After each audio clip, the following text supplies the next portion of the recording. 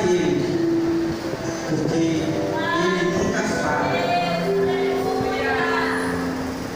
É o amor que nunca acaba. Sempre permanece em nossas vidas.